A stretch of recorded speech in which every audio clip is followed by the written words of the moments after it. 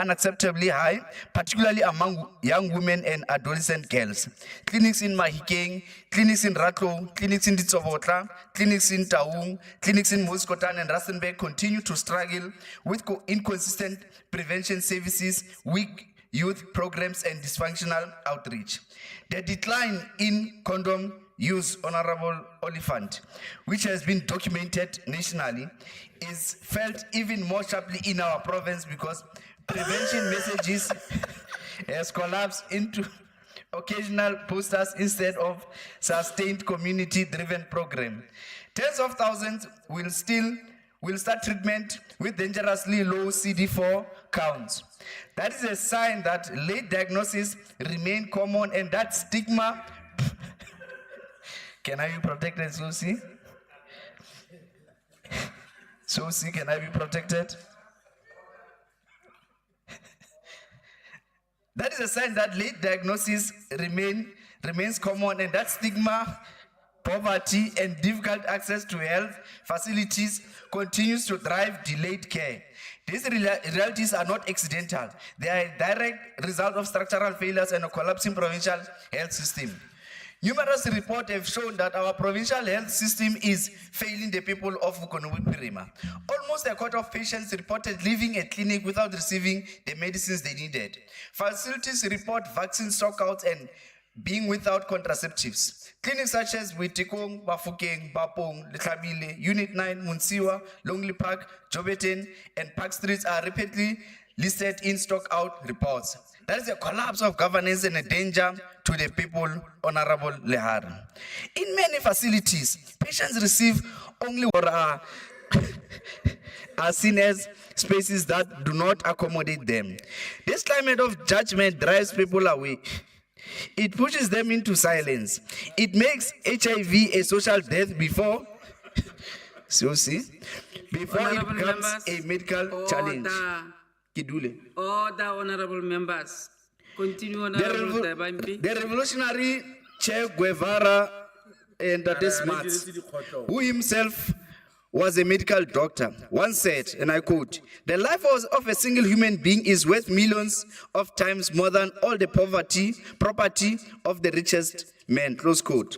Yet in our province, the lives of ordinary people are treated as afterthoughts while entrepreneurs grow wealthy. Corruption has become the second epidemic in the Northwest health sector. When officials steal money meant for antiretroviral therapy, they are not simply mismanaging funds. They are stealing the future birthdays from our children. They are stealing parents from families, and they are stealing hope from communities. We have seen inflated tenders in the procurement of medical suppliers. We have seen community programs collapse because budgets simply disappear. We have seen digital systems offline for days while patients queue from sunrise to sunset. We have seen health managers who remain untouchable, who remain unmonitored, and who remain unaccountable. This is not merely corruption, but it is violence against the poor people, Honorable Madota. Honorable Susi, the EFF family believes that HIV epidemic in our province cannot be disentangled from the crisis of poverty. Unemployment traps women in unsafe relationships. Food insecurity makes adherence extremely difficult because a person cannot take strong medication on an empty stomach. Young people with no economic prospects engage in high-risk behavior out of desperation and social pressure.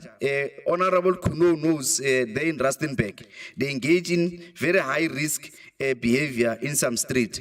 Gender-based violence continues to be a major driver of new infections. These are not background issues. Epidemic. As the EFF, we insist that we cannot spend every World AIDS Day morning without changing course.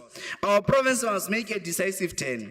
We need full transparency in the HIV supply chain. Honorable COC, the people of Northwest deserve a province where no one leaves a clinic empty-handed, a province where Healthcare workers healed rather than humiliate. A province where young women are protected. A province where HIV is managed with dignity and not secrecy. We encourage all members of the Northwest Provincial Legislature to know their status. And most importantly, they must practice safe sex. 1 round, 1 condom. Thank you very much. Thank you very much, Honorable. Honorable Member, I understand why you frequent Rustenburg. Honorable Dabampi is very out of Honorable, hold on. Order, members. Order. You have 9 minutes, Honorable. 9 minutes. Thank you, Honorable COC. Honorable COC, HIV and AIDS remain among the most urgent health challenges in our country. This is not a matter for political point scoring. It is a question of dignity, science, and responsible government. The Democratic Alliance believes that decisions must be guided by evidence, proper planning, and open budgets. When these come together, lives are saved. South Africa still has the highest HIV prevalence in the world, with more than 7.5 million people living with the virus. Here in the Northwest, I would like to say the following. Around 465,000 residents, I'll repeat, 465,000 residents in Northwest, 12.3% of the population are HIV positive. We've got a population of 3.5. That means the coefficient is quite high. The Joint United Nations Programme on HIV/AIDS, UNAIDS, shows encouraging trends. Fewer new infections and fewer deaths compared to a decade ago. But the fact that more than 1 million new infections took place globally in 2024 shows how far we still have to go. In the Northwest, progress is undermined by weak systems, missing data, poor patient follow-up, and the absence of a real-time dashboard to track outcomes. These are not minor administrative issues. They are gaps that cost lives. The DA supports the international 95-95-95 targets. Our Honourable MEC did mention them.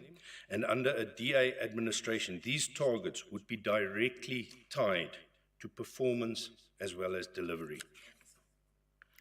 Although South Africa has more HIV prevention tools than ever, the Northwest is not getting them to the people who need them the most. This is a failure of provincial leadership. U equals U. Undetectable equals untransmittable should be the foundation of public messaging. It removes stigma and restores hope, yet it is barely emphasized in this province. No child should be born with HIV. South Africa's prevention of mother-to-child transmission program is strong, but its success in the Northwest depends entirely on whether a clinic happens to have staff, test kits, and or medication. That inconsistency is unacceptable. Our pre-exposure prophylaxis rollout is also uneven. Stockouts of daily PrEP, poor communication about event-driven PrEP, delays in long-acting cabotegravir, which is a PEP medicine, almost no planning for lenacapavir, which is a game-changer medicine. Young women remain at the highest risk. They deserve a province that protects them. Under a DA government, prevention would be properly planned, properly funded, and properly monitored. South Africa's antiretroviral therapy, ART, program is the largest in the world, but reduced global donor funding threatens long-term stability. The DA's position is simple. The Northwest cannot rely on foreign donors to secure our treatment supply. We call for ring-fenced HIV budgets, a fully transparent supply chain, consistent multi-month dispensing, budgeting for long-acting treatment technologies. Thousands of residents who know their status are still not on treatment. Interruptions remain common. This is not due to a lack of knowledge. It is a lack of leadership. The DA is prepared to fill that leadership vacuum. Reliable testing is the backbone of HIV care. Delayed CD4 cell count and viral loads, especially in rural areas, leave people vulnerable to preventable illnesses. The Northwest has 11 National Health Laboratory Service laboratories capable of world-class monitoring. The problem is not capacity. The problem is that the province does not use this data transparently. Under the DA, lab data would be linked to public dashboards so communities can hold government accountable. That's not true. The mobile clinics must reach deep into communities and schools, not stop at main roads. They should offer integrated services, HIV, TB, prevention of mother-to-child transmission, pre-exposure prophylaxis, PEP, vaccinations, chronic disease screening, because people should not have to make multiple trips for basic care. Dignity is not negotiable. No person living with HIV should face stigma, disrespect, or humiliation when seeking care. Ending AIDS means tackling inequality, supporting young people, and ensuring that every clinic treats people with respect and confidentiality. Schools also play a major role. Learners must receive age-appropriate sexual health education that is factual, compassionate, and rooted in reality, not shame. Community health workers are central to the HIV response, yet they are often underpaid and overlooked. The DA believes they should be properly trained, fairly compensated, and fully integrated into the provincial health system. HIV and TB are not separate crises. They move together, and so should our responses. When treatment is interrupted, the impact goes beyond health. It affects workplaces, households, and community stability. We cannot build a growing provincial economy while preventable illness removes thousands of people from the workforce. The DA calls for full access to 3-HPTB preventative therapy, preparation for a future TB vaccine that is on the cards at the moment, integrated HIV-TB services in clinics and mobile units, strong workplace and community TB-HIV programs. The motto is, healthy people sustain healthy communities. Honourable COC, oversight is not optional. It is essential to protecting lives. Accountability means no child born with HIV, every patient supported to achieve viral suppression, clinics that are staffed and stocked, mobile clinics that reach every municipality, public dashboards showing treatment progress. We have strong institutions such as Aurum and the NHLS providing high-quality service. What we lack in the Northwest is political will. Honourable COC, HIV and AIDS do not discriminate, but too often government responses do. The DA's approach is grounded in evidence, driven by passion, and strengthened by accountability. As we wrap up, Honourable Member. I'll wrap up. Our priorities are clear: prevent new infections, expand testing, ensure uninterrupted treatment, integrate HIV and TB services, and enforce genuine transparency. The DA stands ready to lead the Northwest towards a future. I thank you. Thank you very much, Honourable Wallowon. I'll call Honourable Makakani. You have 9 minutes.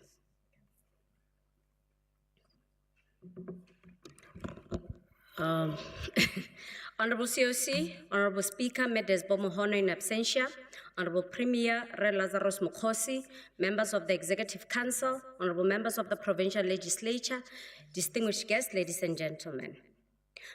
Honorable COC, this year marks 37 years since World AIDS Day was first commemorated in 1980. We will remember all those who have lost their lives to HIV and AIDS and globally recommit to finding substantial solutions and mitigating strategies to address AIDS as a public health threat, which to date has claimed more than 44.1 million lives, double the number of people that died in the World War I.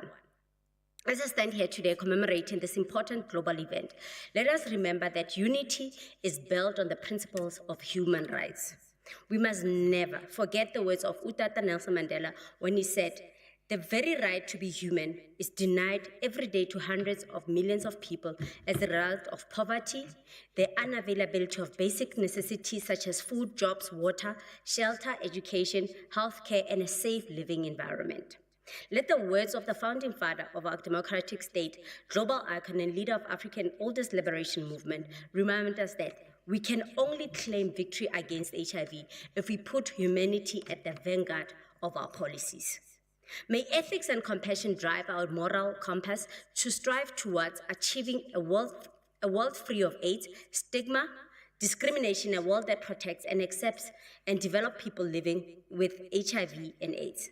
The battle against serious diseases such as HIV, AIDS, TB, STI, and many others truly needs a collective and a united approach. We need to come together as nations to find innovative and sustainable solutions to protect the health of our people. As we commemorate World AIDS Day under the theme Renewed Efforts and Sustainable Commitments to End AIDS, we are called to regroup, reevaluate, and rediscover ourselves as the Northwest Province, to analyze the current challenges facing our people living with HIV and AIDS, and ultimately formulate tangible solutions that will ensure that we protect the basic human right to sustainable and dignified health care services. Our battle against the HIV pandemic as a public health threat has been long and extremely difficult. As a country, home to the largest number of people living with HIV, it has been our continued mission to find ways to reduce the spread of HIV, reduce the number of deaths caused by HIV, advocate for prevention, and discover more convenient treatment options. Our global partnerships through our participation in UN AIDS engagement has been instrumental in developing our country's abilities to fight against HIV pandemic and formulate global targets and policies to achieve zero new HIV infections, zero discrimination, and zero AIDS-related deaths by 2030. Honorable members, we are only 4 years away from 2030. As we come to the end of the year, it is important that we reflect on the hardships of our health sector was backed against during the disruption of the HIV and AIDS STI response programs. We applaud the National Department for moving swiftly to ensure a country does not lose momentum in our fight against HIV and AIDS with the unexpected cuts of external funding. We also welcome Treasury allocation of $753 million to fill gaps by the withdrawal of the US funding for HIV and AIDS program that were under PrEPFAR, which was expected to provide $6.2 billion in the 2025-26 fiscal year. We must, in our renewed efforts and sustained commitments, ensure that funds find great expression in the national TB, HIV and AIDS and STI response initiatives. It can be clear that, contrary to some beliefs that PrEPFAR was making such an impact, it actually had just a small financial contribution to our HIV/AIDS budget. That said, we can never truly have enough budget to ensure sufficient support and dignified care for people living with TB, HIV, and AIDS. We need more funding in this regard, and we need to be self-sustaining as a country. We applaud the People's Republic of China of their $3.49 million funding over the next 2 years for South Africa as part of the G20 commitments to help us fight HIV and AIDS as a country. Small community organizations and medical personnel that were previously funded by PrEPFAR, due to the recent reduction in health professionals, it did have an impact, and we are grateful that there are new people being recruited into the system currently. And therefore, this makes it easier for monitoring of patients' viral loads, limited access to efficient and dignified health services provision. Regular testing initiatives TB, HIV, and AIDS treatment, adherence advocate groups is one of the ways we can ensure the success of our country-wide program. Last year, I requested that all members should be part of the campaign to ensure that people in our constituencies are regularly tested. And us as a house also regularly testing. If it means we must post our results, let it be, so that we actually encourage communities.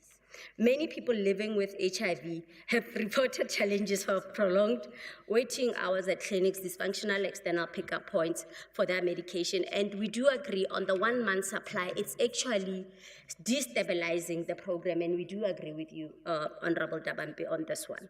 And it's also very clear that we are having some challenges in achieving the 95-95 targets by 2030 as a province. As it stands as a province, on the first 95, we're doing very well. We've got 96. On the second 95, we have 84. And on the third 95, we have 93 in the Northwest.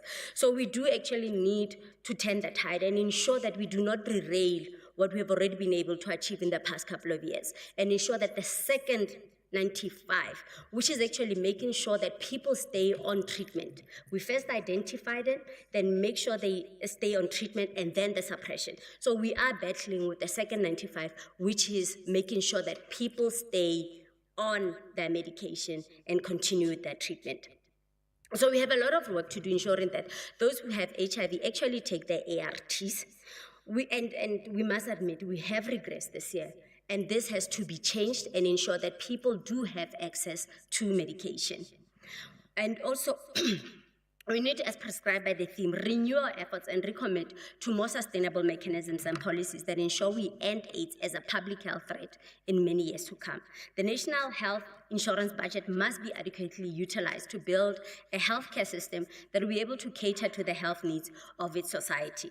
We must intensify our action plan towards achieving universal health care provisions through achieving ideal status for all our health utilities, which in turn improve the quantity and sustainability of our health services. We must be able to inject the necessary manpower of health professionals needed in our hospitals and clinics from our nursing institutions and the Nelson Mandela Fidel Castro Medical Program to reduce the shortages of staff currently affecting service delivery.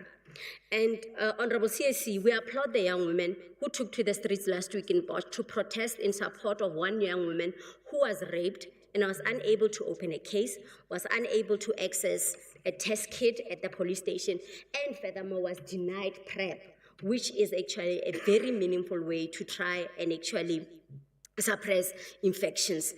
No one asks to be raped, no one asks to be violated. As we wrap up, Honorable Member. Okay, we need to have a compassionate police system. As I conclude, Honorable Chair of Chairs, today, the 3rd of December, is the last day of the annual Disability Rights Awareness Month. COC, we must take into cognizance the impact of HIV and AIDS in the persons with disabilities. They have increased vulnerability and unintended exclusions from prevention and treatment services, and we need to stand with the sector.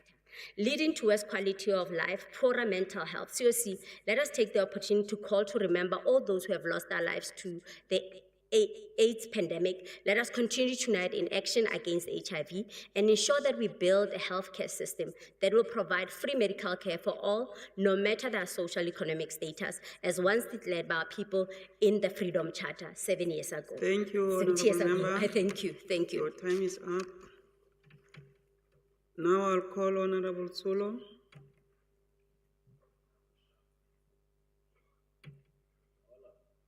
Marona.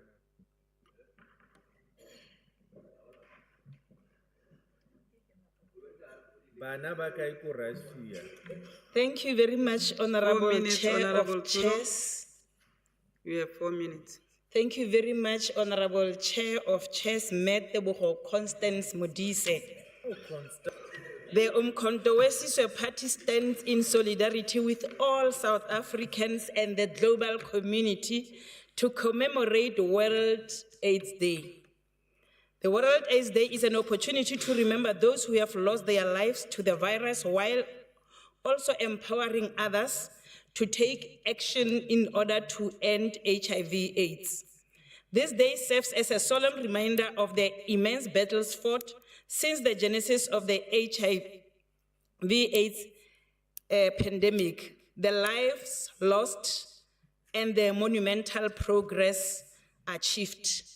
Batswana ba re ke boswagadi, makgoa a re ke AIDS. As MKP, we would like to remind the people of South Africa and Northwest Province at large about the interventions that were made by President Jacob Zuma's administration to combat tuberculosis, HIV/AIDS pandemic in South Africa, which took many, many lives to that particular effect.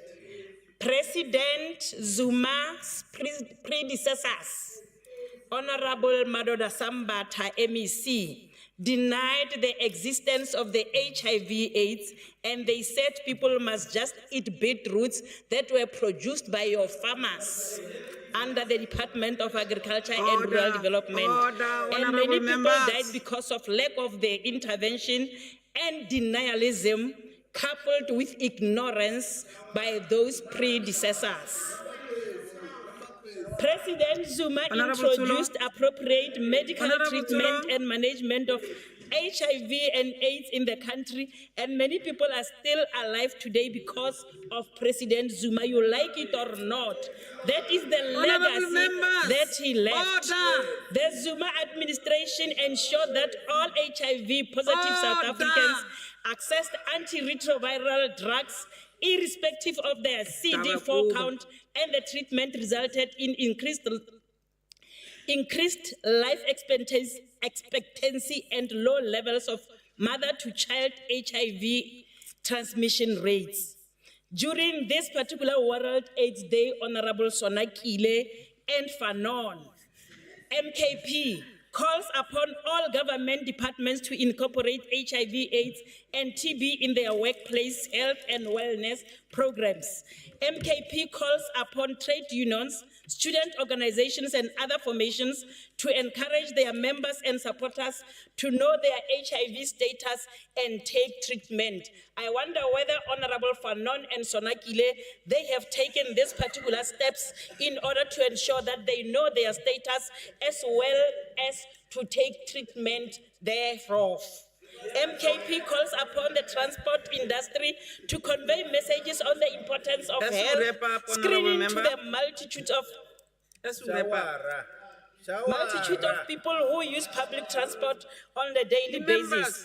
As I wrap up, Honorable Chair, Mkhonto Wesizwe Party will not rest until every person, regardless of their socio-economic status, gender, or geography, has equal access to prevention, treatment, and care. The fight against HIV/AIDS requires all of us to act together.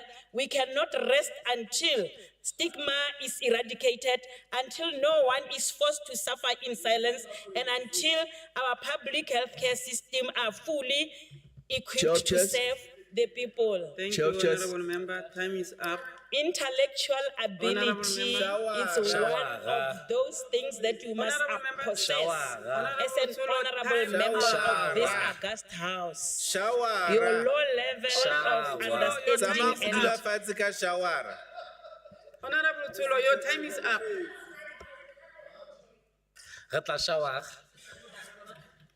Take a shower. Honorable Sibeko.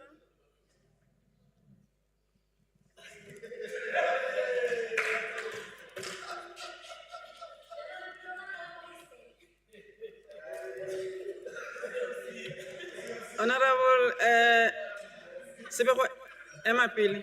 Honorable members,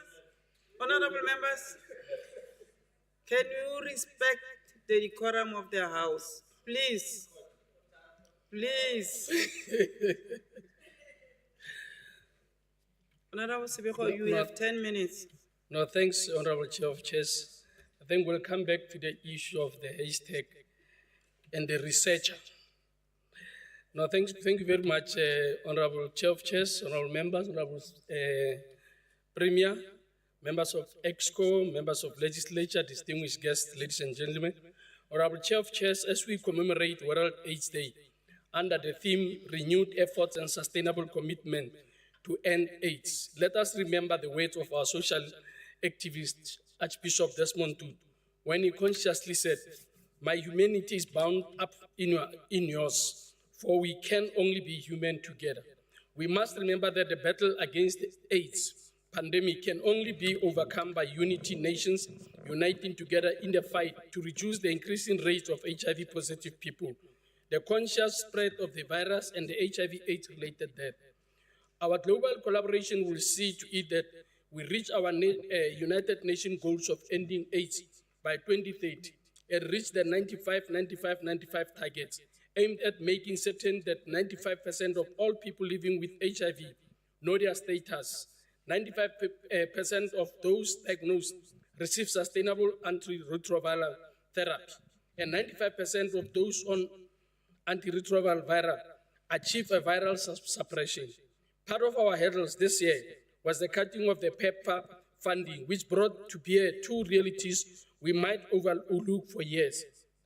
One, the need for strengthening intercontinental approaches to fighting many world challenges present today through humanity at the forefront of our strategic implementation. PEPFAR was one of the few success stories as a result of global relations.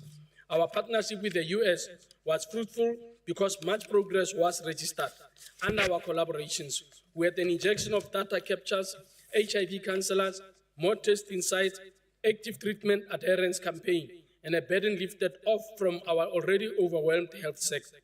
The funding cut by the US Trump administration was anti-humanitarian because it showed the lack of consideration and humanity by the US government for the chaos and disruption that would manifest for both the South African health sector and the millions of people living with HIV and AIDS in our country.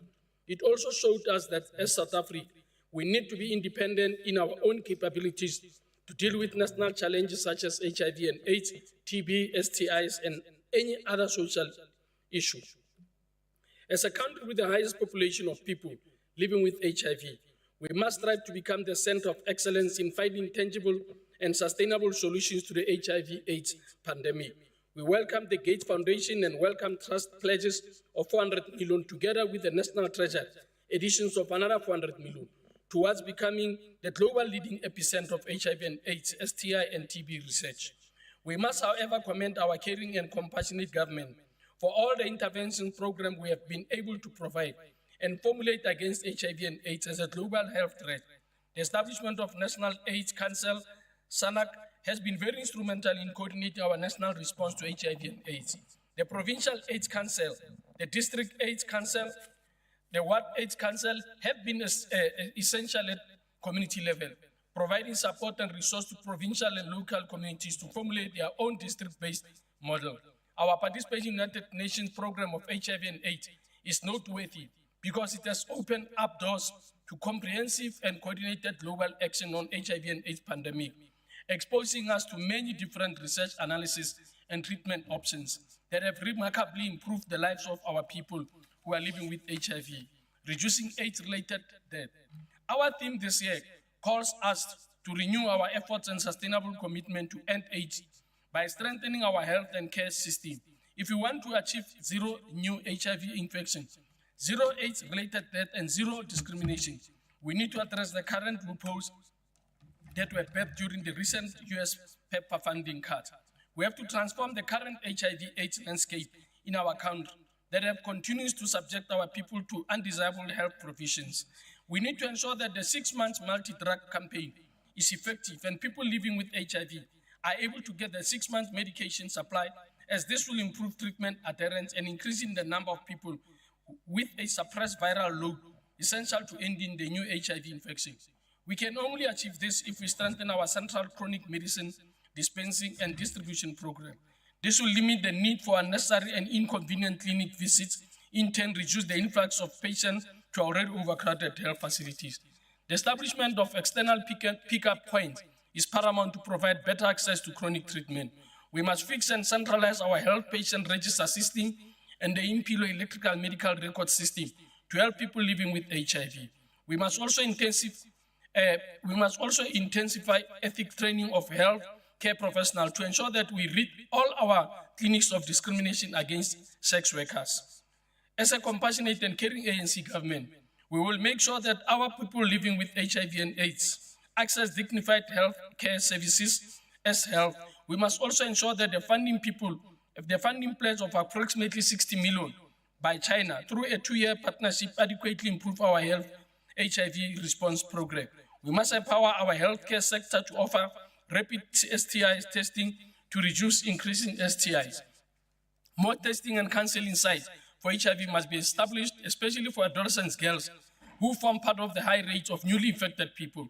Patients must be encouraged to regularly check viral load, as this is vital for them to access the 3 to 6 MMD treatment supply.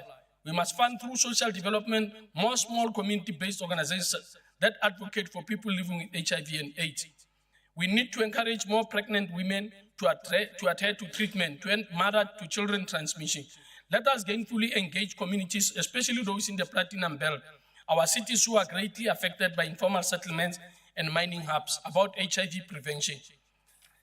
Honorable COC, as I move towards conclusion, we call on traditional leadership and faith-based organizations to be at the forefront of our conquest. Humility must prevail if we want to become a world free from TB and AIDS. As I respond to Honorable Dabambe, it is unfortunate that you want to bring us back to the period of the bedroot. We must acknowledge that the world is elongating. It is not static. HIV and AIDS, it's scientific, and it must be analyzed as such. It is very unfortunate because instead of focusing on behavioral patterns as a means to decrease occurrence, we want to politicize this pandemic. HIV does not know political ideology. Government have always been proactive in dealing with the HIV and AIDS with very specific programs. And when we come here, we don't talk about those programs. Statements uttered here can be very misleading and very unfortunate because it tends to take people's focus away of a better behavior in order to improve the potential HIV and AIDS. As I also thank the Honorable Holwell, who initially, when he started here, sent a clear-cut message that HIV is scientific and it's not about politics. Regrettably, in the process, as he concluded his address, he also wanted to assure that they actually are more interested in elections than ensuring that the HIV and AIDS is decreased. It can show you how preoccupied political parties are in terms of getting into power through the back door, instead of focusing on the actual needs of our people. We need conversation as political parties to save lives, and not how we can opportunistically get into power through the back door at the expense of our people's health. Honorable Solo, we really appreciate what you said. Regrettably, every time you speak about Zuma, Mr. Shaw, it's so unfortunate that he sold his own family members. Her daughter sold his own family members for 14 million. We thought we are supposed to be focusing on how do we remove those people from the front line, and we want to come here and praise Zuma. Thank you very much, COC. Thank you very much, Honorable Sebeko. I'll call MEC to close the debate. Honorable Solo, respect the House. Honorable Oliphant, Thank you very much. please. You have 5 minutes, Honorable. Children are listening to us. We are talking about showers here. Yeah, thank you very much, Chair of Chairs, and thanks, Honorable Mahahan and Honorable Sibiho. No. I think you almost answered many questions and input. But Honorable Dabambe, on our facilities, we are improving day by day in our clinics, hospitals, for people to go there to be checked on time and get treatment on time. We are doing well for now. One day I must visit you to go with me, you will see. With a program called Rubana Gamatlo. Now on the budget,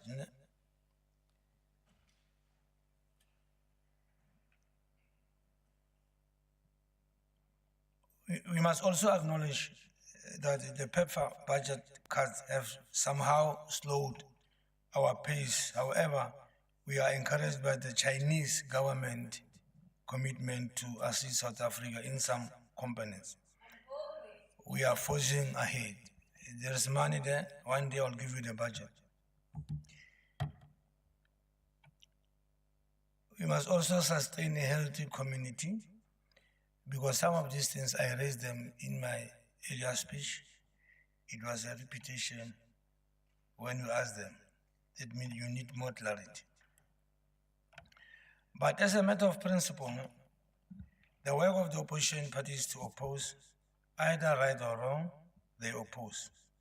But today I'm glad that some of them are agreeing with our response to fight the HIV and AIDS in our province.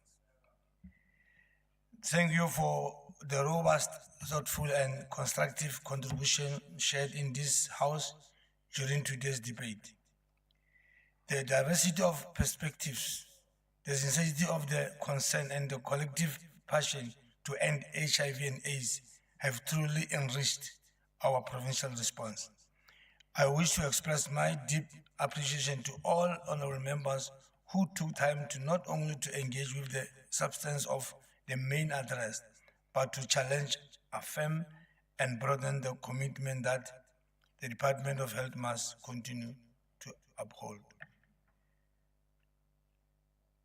It requires every leader in this legislature, every ward councillor, every traditional and faith leader, every frontline health worker, every civil society partner, and every community member to play an active role.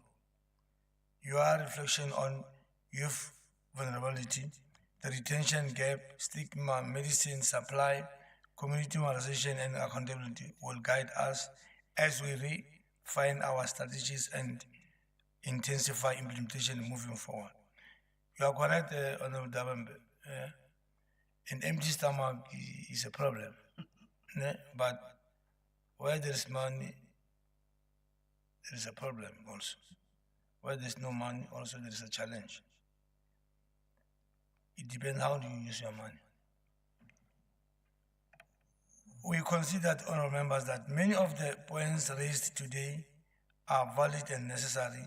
They sharpen our focus, highlight blind posts, and remind us that policy must always be informed by lived realities on the ground. This debate strengthens our resolve to close the second 95 gap, to retain more patients in care, to strengthen our community outreach, and to ensure that our facilities deliver with consistency, compassion, and competence. As a way forward from this debate, the department commits to strengthening integration between HIV services and broader primary health care, accelerating the implementation of the 1.1 million Close the Gap campaign, and expanding youth focus and men-focused intervention. We will intensify door-to-door campaigns, expand multi-month dispensing, reinforcing adherence, counseling, and improve tracing system to that fewer people fall out of care. We will also ensure that the issues raised today are tabled at the Provincial Council on AIDS, led by Honorable Premier, so that all sectors can co-own the solutions required. Chair of Chairs, going forward, we must improve our collaboration with communities, invest more in prevention, fight stigma with greater vigor, and rebuild trust where our systems have faltered. We must also ensure that every program under Tunsale Rule Premier becomes model of integrated, people-centered care. Chair of Chairs, key areas which members never touched it. In mining communities like the Platinum Belt in Bujanala and the Gold Belt in Matlosana are seeing intensified campaigns. We are going to Bujanala again this Friday through the Selagai Tegano campaign. We are also not leaving behind labor sending rural communities, as many people will be going to home this festive season. In closing, Chair, I wish to reiterate that the fight against HIV and AIDS remains one of the most important moral, social, and development obligations of our time. We have made significant progress, but the road ahead demands even greater unity. innovation and courage. With the collective wisdom demonstrated in this House today, and with renewed commitment from all sectors, I'm confident that we will move closer to the HIV-free Northwest. Thank you. This time, no time limit. Thank you. Thank you, Honorable Lahara. Thank you, members. Secretary, may you please read the next order?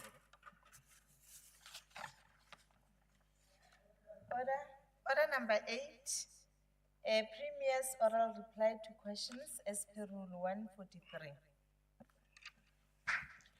Thank you. Honorable members, I will now call on the Premier, Honorable Mokhosi, to reply to oral questions as per Rule 143. Question 1 is posed by Honorable Stale to the Premier. Honorable Mokhosi. No, thank you very much, Honorable Deputy Speaker and the members of the Honorable House. Honorable Deputy Speaker, we have attached a detailed breakdown of statistical information for ease of reference to respond comprehensively to Honorable Stale's question. It must be noted that we are only able to hand over limited number of title deeds during the Tunzale Role program. Title deeds linked to every house built are under municipalities, and beneficiaries are encouraged to collect from the respective municipalities. Tunzale Role only served to raise awareness about the program. So far, we have handed over 118 title deeds, and 1,492 is available for collection in respective municipal offices, as indicated in the breakdown below. You'll see, Honorable Deputy, we have projects as indicated in the template. These are the title deeds that have been registered, and title deeds that have been handed over, and title deeds that are available at the municipal level. So that's the breakdown, Honorable Deputy Speaker. Thank you very much. Thank you, Premier. Premier, Honorable Stale, do you have a follow-up question? You have 1 minute. Deputy Speaker, just before I submit my follow-up question, there were questions, how were the beneficiaries identified? And the question also dealt with how many houses were handed over. The Premier, in his response, indicated merely the number of title deeds. So perhaps before I follow up, if I could have a brief response on those issues. Thank you. Honorable Stale, the Premier did say that in the attachment,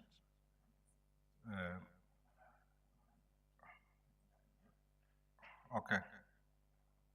Honorable Premier, are you prepared to take that, or is it part of the attachment?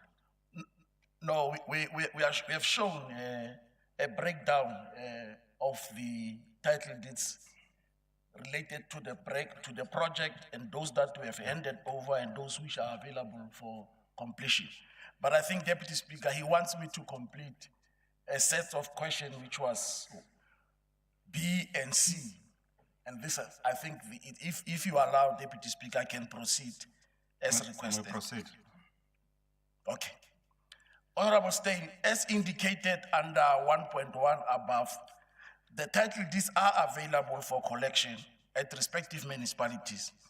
Tunzale program prioritizes pensioners, people with disability, and beneficiaries from child-headed household for special handing over of title deeds during the ESCO Service Delivery Focus Week. We also share below indicative figures reflecting title deeds handed over and the backlog since the inception of the 7th administration. Our success rate is worrying, as shown by the disparity between the number handed over and the outstanding.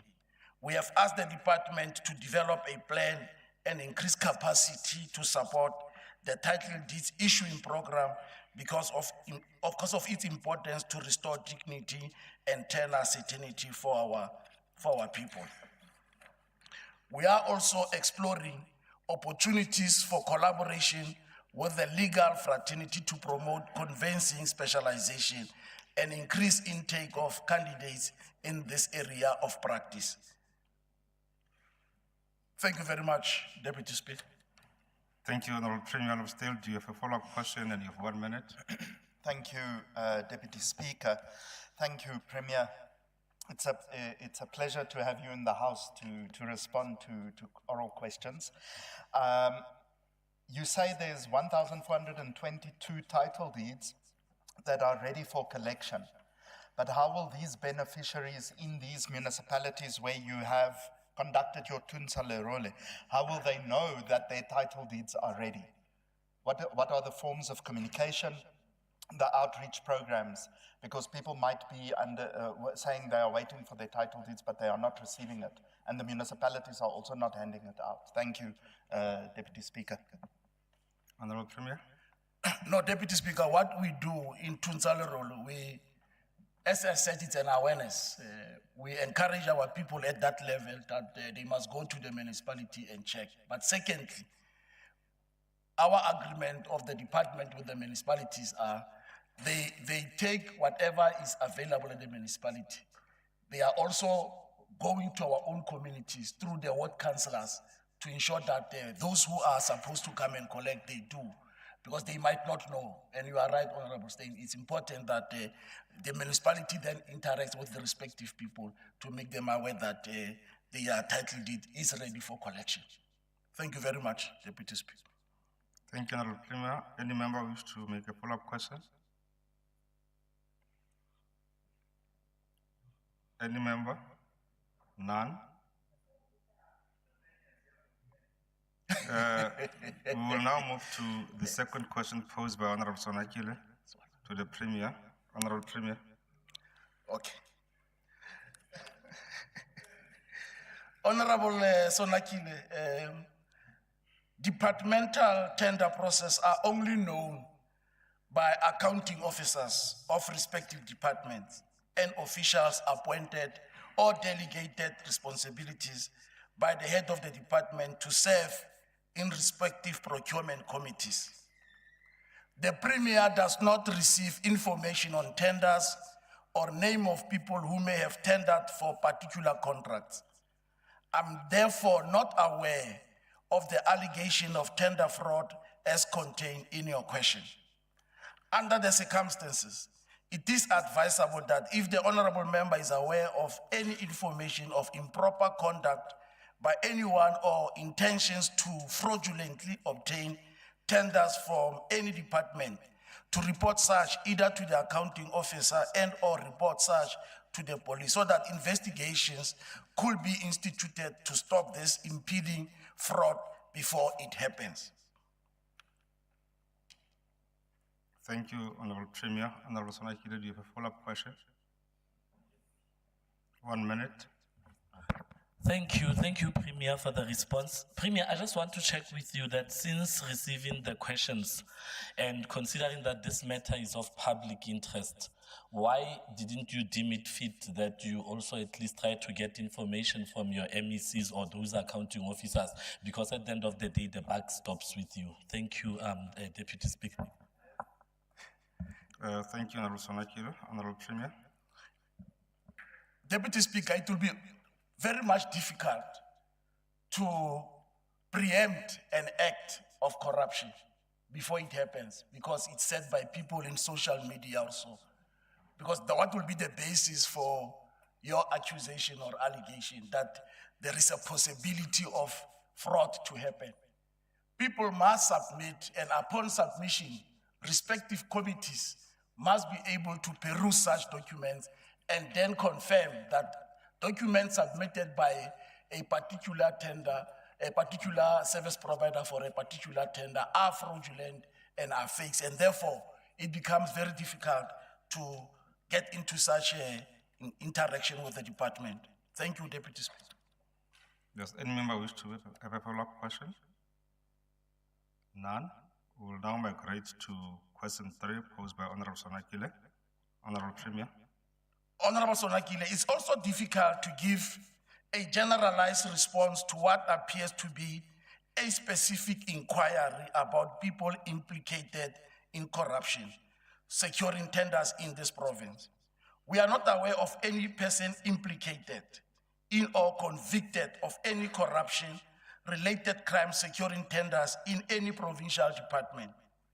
Accounting officers have a legal duty in terms of Treasury Regulation 16A9.1, and upon confirmation of any such factual cases or following the outcome of a criminal conviction, to conduct verification and notify national and provincial treasuries for such persons or entities to be lifted or blacklisted from doing business with government.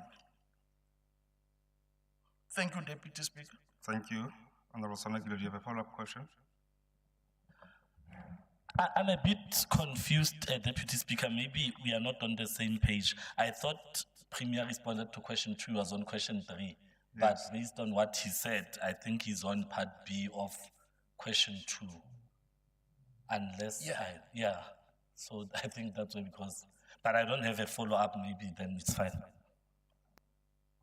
Okay, now, Honorable Premier, I did say that we are migrating to question 3. Question 3. Yeah. I had not responded on 2. Or you're not done Yes, on 2. yes. Maybe I must complete all sub-questions of the main question, Deputy Okay. Speaker. Yes. So you're now at 2, we're still at 2. Yeah, 2.2, Deputy Speaker. Okay. As comprehensively explained above, a peremptory verification process is already legislated in Treasury Regulation 16A9.1, subsection C. The text of this regulation is that, and I quote, the accounting officer or accounting authority must, and is mandatory, check verification the National Treasury database prior to awarding any contract to ensure that no recommended bidder nor any of its directors are listed as companies or persons prohibited from doing business with the public sector. The said Treasury regulation further empowers accounting officers to reject or disregard bids where supply chain processes were transgressed or fraud or any other improper conduct committed by bidders and or their directors, or there is knowledge or evidence of failure to perform on any previous contract. The regulation also allows for the cancellation of contract awarded to a supplier of goods or services. 1, if the supplier committed any corrupt or fraudulent act during the bidding process or the execution of the contract. 2, if any official or other role player committed any corrupt or fraudulent act during the bidding process or the execution of that contract that benefited the supplier. As part of supply chain management oversight and enforcement, a circular can be issued to departments to remind them of these provisions, which are already provided for in the regulations and are therefore already mandatory. In terms of the same regulation 16A9.1, one of the responsibilities that vest in the accounting officer or authorities is to ensure that in the key process towards the awarding of government contracts, recommended suppliers or any of their directors are confirmed to be not registered in the National Treasury maintained restricted supplier and tender defaulters report. As an overarching principle, if a recommended supplier, including its directors, are restricted, then it cannot be allocated to check all any restricted or defaulters, which, if detected, are flagged for the administrative authority to act accordingly. A manual review of the database during the bid evaluation process is also possible to identify any indirect links relationship designed to evade the program CSD checks. In terms of treasury regulations, accounting officers authority may disregard the bid if that bidder or any of its directors have abused the institution's supply chain management system or have committed a fraudulent act or engaged in any other improper conduct in relation to such system or fail to perform any provisions of the contract. National Treasury has formalized the process of restricting or blacklisting suppliers that committed irregularities, maladministration, or fail to demonstrate commitment to fair dealings in their interaction with the state. Paragraph 6 and 7 of PFMA Supply Chain Management Instruction, number 3 of 2021-2022, comprehensively outlines the process and circumstances under which a supplier in default can be restricted. Although the above processes and checks are prescribed for functionaries in the supply chain environment, this should equally apply should there be evidence from investigations or probes undertaken by the SIU or any competent investigation. In all instances where a supplier allowed itself to be involved, Honorable Premier. with no doubt, Deputy Speaker.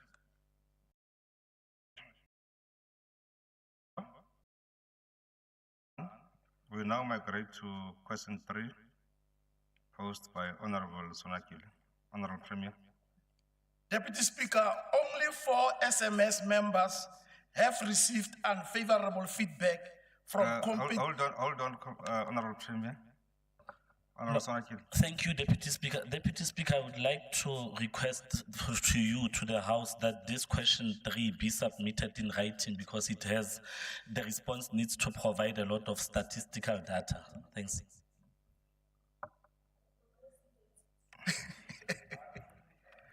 No,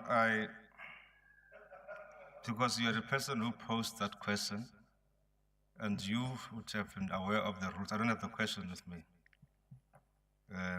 But I take it that as the Deputy Chief is saying you're progressive, we'll now migrate to portion 4, posed by Honorable Van Heesten to the Premier.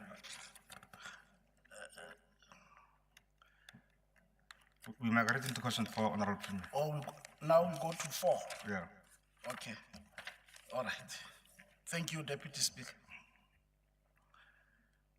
Honorable Deputy Speaker, any keen observer of by-election results in the province will be aware that results have shown a competitive trend of mixed outcomes reflecting gains and losses for all political parties, including the ANC in the Northwest.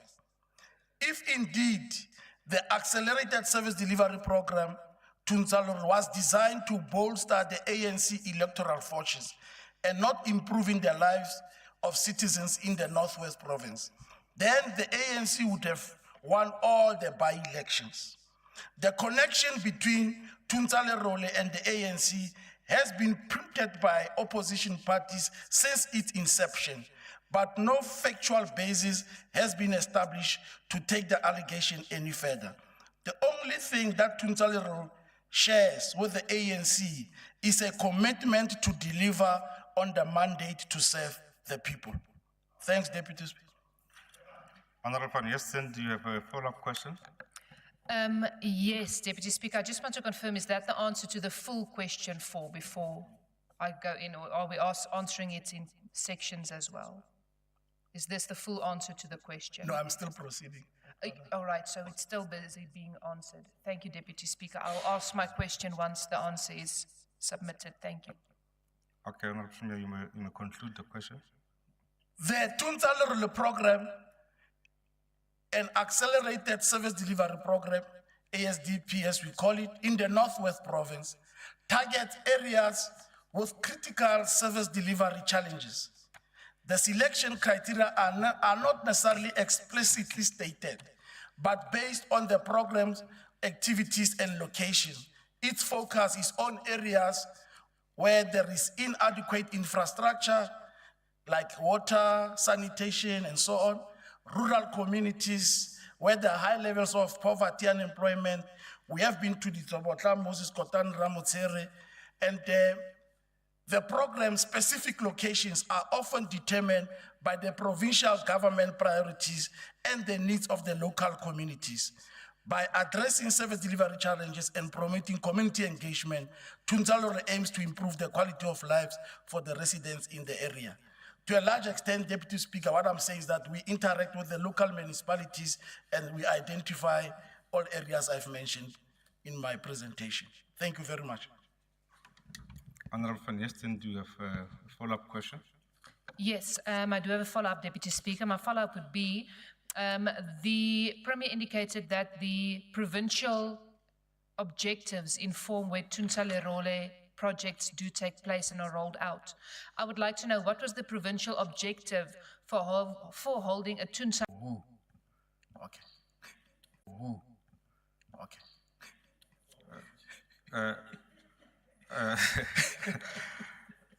You know, the honorable members are now becoming members. Maybe it's because it's December now. But it's fine. Honorable Premier, you may respond. No, Deputy Speaker, maybe let me complete because they are asking sub-questions which are still to answer. Maybe let's complete the whole set of subsections to this main question. There is really no need to engage with the fear for political influence because such allegations are factually unfounded. Tunsalerole is not implemented any differently from how it is delivered to people through impartiality and professionalism that underpins the function of government. The management has established provincial and district teams with clear roles and responsibilities. The Tunsalerole program teams can reduce the risk of political influence and ensure a more objective implementation process. Some political benefits of this approach will include merit-based decision-making, which teams can focus on technical expertise and community needs, increased transparency, clear roles and responsibility to promote accountability. It also assists in improved efficiency, teams to streamline decision-making and implementation. The Tunsalerole program is not a separate program from the provincial medium-term development plan, which is implemented through departmental annual performance plans, APPs, and strategic plans. Its activities are subject to auditing by the Auditor General and oversight by the same portfolio committees of this provincial legislature. The Office of the Premier is monitoring the services rendered and reporting to the legislature on the impact and effectiveness of Tunsalerole, independently by doing the following: collecting data, tracking progress made, community engagement, community radio stations, and interviews with beneficiaries of the program. We are also in the process of having surveys and feedback sessions. The misuse of government resources cannot and will not be tolerated under our watch. The government has developed and adopted several methods in order to maintain public trust. And we are saying, Auditor General of South Africa can issue binding remedial action and certificates of death against accounting officers and authorities who fail to comply. Disciplinary action can be taken still against officials who are found to be engaged in financial misconduct or corruption. Provincial legislature can exercise its oversight on Tunsalerole. All of the above are mechanisms to ensure that there is public trust or the public trust is maintained. Thank you very much, Deputy Speaker. Thank you. You to know, and remember, in terms of the rules, we've got only 15 minutes to deal with the question. I've seen a hand of Honorable Smarts. It's now at my discretionary time. And after that, we would have exhausted the 15 minutes. Honorable Smarts. Thanks, Honorable Deputy Speaker. Just in a second, I just want the Premier to clarify as to whether there was some services that were extraordinary for the Ramotsere Muilwa Tunsalerole. Was there something that was never provided elsewhere that was provided at the Ramotsere Muilwa? Thank you. Honorable Stale, please.